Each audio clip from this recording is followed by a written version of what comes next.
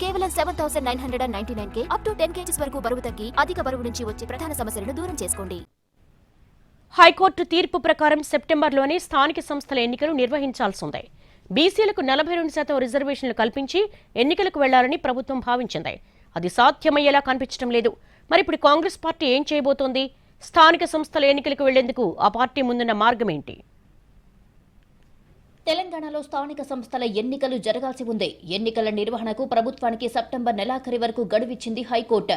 బీసీలకు 42% రిజర్వేషన్లు ఇచ్చి ఎన్నికలకు వెళ్లాలనుకుంది కాంగ్రెస్ ప్రభుత్వం. అందుకోసం ప్రభుత్వం చేయాల్సిందంతా చేసిందే.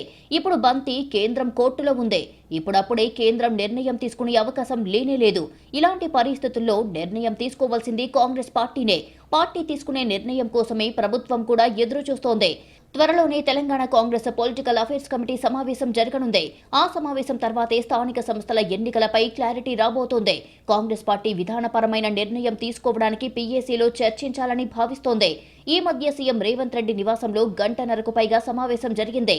పీసీసీ చీఫ్ మహేష్ గౌడ్ కూడా ఈ మీటింగ్ లో పాల్గొన్నారు.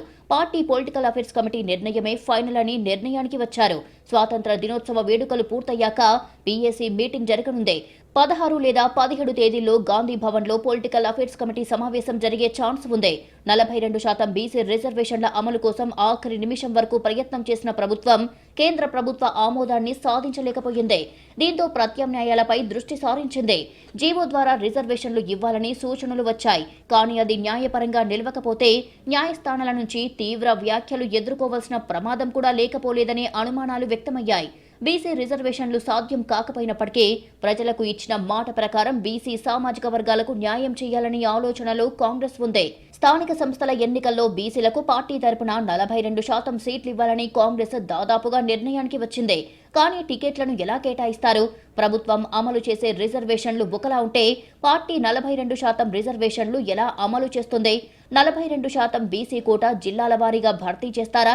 నియోజకవర్గాల వారీగా పరిగణలోకి తీసుకుని లెక్కలు వేస్తారా అనేది పీఏసీలో చర్చించనున్నారు. ఆ సమావేశంలోనే ఓ నిర్ణయం తీసుకోనున్నారు.